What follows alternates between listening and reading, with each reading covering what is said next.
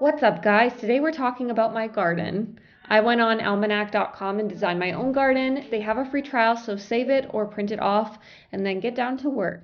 We staked out and began digging a 16 by 24 foot rectangle. You can do this with just a garden edger and a shovel, which is how we started, but we paid the $65 rental fee and got a sod cutter. It was the best decision. It makes everything so much faster and easier. We put down landscape fabric to suppress weeds that will want to grow into the garden for $50 from Home Depot, and then got down to building the raised beds.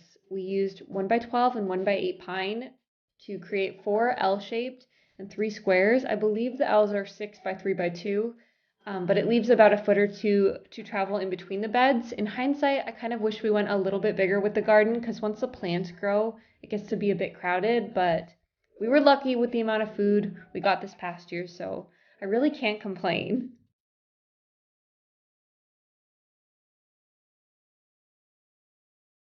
We got our soil from a local landscape supply company and we had it delivered to our driveway. Moving it across the yard into the beds was absolutely brutal, but it was so much cheaper than buying bags of soil from Home Depot or Lowe's.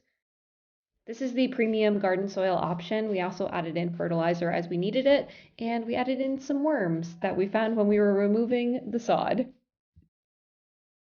We rented an auger to drill posts 4 feet deep and then set them in concrete. You could dig them by hand, but time is money, so we rented the auger. Andrew and I used galvanized steel welded wire to act as a fence around our garden. We get a lot of wildlife in our area, and I don't want the dogs and deer getting into our garden, which is why we did it this way, although the chipmunks still found my tomatoes. The 1x12 was used along the bottom and the top to sandwich the landscape fabric, and it just adds stability to the fence. Again, we used steel staples to attach it and secure it in place. And then pea gravel was also from the local landscape supplier, delivered to our driveway. It's excellent for drainage. It looks really good. And that's what Laura at Garden Answer did.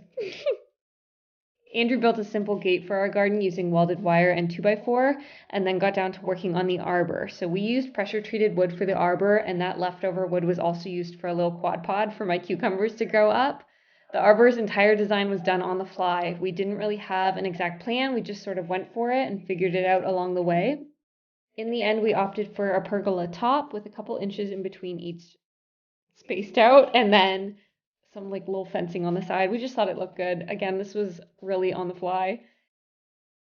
And then, like I said, he used some of the extra pressure treated lumber to build a cute little quad pod for my cucumbers.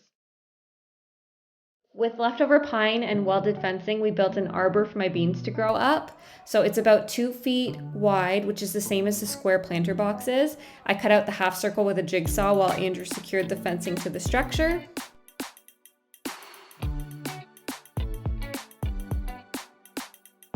And then to finish off the design, we opted for a concrete pad at the entrance. This was leftover concrete from when we did the posts, and eventually I painted cute little paw prints on them with patio paint.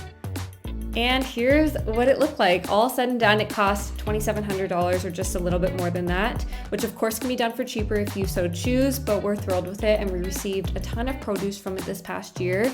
We have a few design changes coming to our garden this spring. I'll be changing the vegetable layout a bit this year and can't wait to get down to gardening, but I hope that this video was helpful for you. And if you recreate this garden, please send me photos on Instagram. And if you guys have any other questions, feel free to leave them below. And thank you guys so much for watching.